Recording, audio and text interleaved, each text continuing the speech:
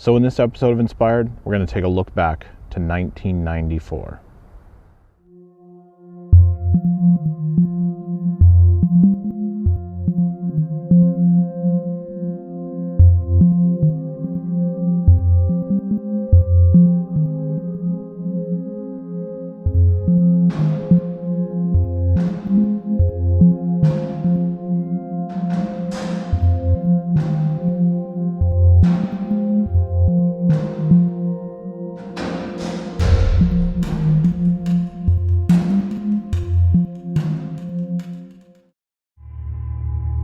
We're going to go back to 1994 and take a look at some of the things I worked on in high school. Have a look.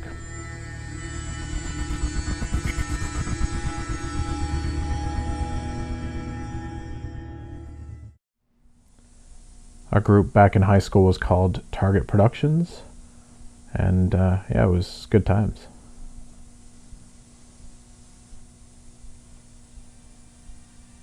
So the graphics that you'll see on the screen, the title overlays, was done by an Amiga computer running video toaster, which back in the day was amazing. It was actually really good. There's yours truly. I am a scientist, if you didn't know.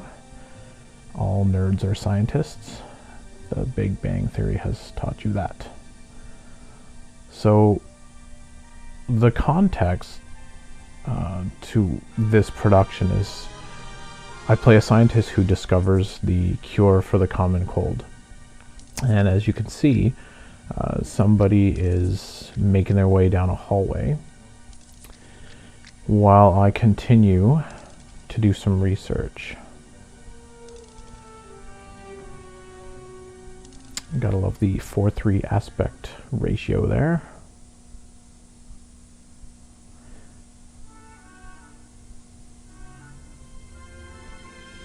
A little bit of a perspective shot, and this is where literally I'm flipping, looking at pictures,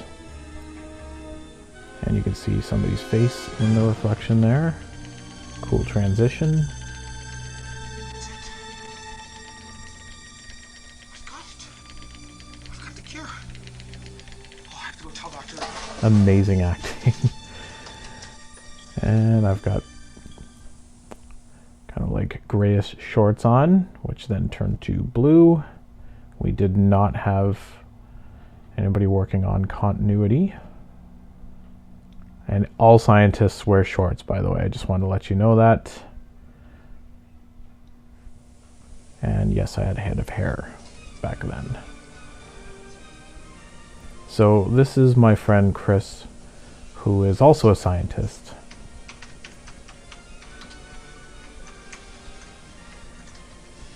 The back black drop that you see there, our intention actually was to animate like a goldfish or like some kind of aquarium kind of look to it, but we ran out of time and unfortunately couldn't do that. So that would have been kind of neat. Definitely a few things that we wanted to do to kind of you know, surprise people with what, you know, capabilities we had as, you know, teenagers in high school.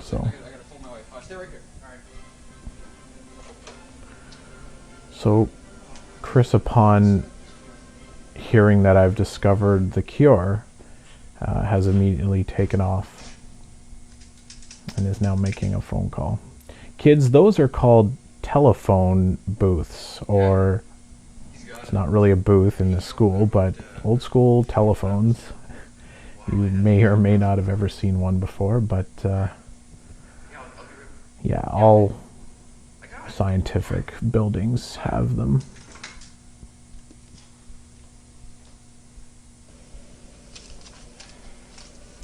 A shot that we missed here on this cut is a shot where I read the piece of paper, tells of if anybody discovers any, you know, discoveries of cures or anything like that must be eliminated. So that's what I'm reading. Just we missed that one there. So I put it down in haste, and Chris comes in, and we leave. So now I know what's going on And again, the acting is just amazing. And two other friends of ours, Pat and Dave, walk by in the shot. And now I'm acting like I'm nervous. And now Chris goes into what is supposed to be an experimental lab or something like that. And he gets a tripod, which is not a tripod. And then we cut to a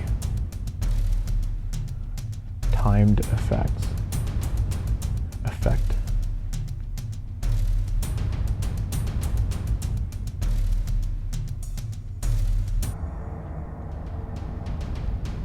And the big moment here. I remember when we were showing this at the award ceremony, how many people were like, oh, you know, because it was such a big thing back then, even though it looks absolutely cheesy and corny today. But, you know, for being in high school at the time, it was pretty unique. Those were things that weren't really done by, you know, school kids at our level. So we were definitely a group that, you know, I really think we could have done a lot had we continued on past high school together. So I'm now making my way out of the scientific building, which was our school. And this is the digital heads-up display. Again, way ahead of its time. This was 1994. We were pretty cool. You can't really see this. This is him shooting a car and the car blowing up, and the animation, because back then you had to, wow, that's great acting. You had to, you know, fall into certain categories for your, you know, your films for these, they were called Curvy Awards at the time. I'm not sure what they would be called now, but they're award ceremonies for high school students to do productions. So sometimes you had to have, you know, so much animation or, you know, music or whatever the case may be. So we tried to envelop a lot of different technologies. And there's he's wearing the thermal imaging or whatever you want to call this, and I'm dead. So that's nice of Chris, and he just walks away.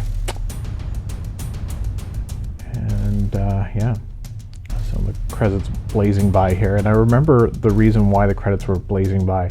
We literally had no time to get this submitted, and it was right down to the last wire. So there you have it. That's Knowledge is Deadly. And yeah, it's pretty crazy to watch, but it was good times for sure.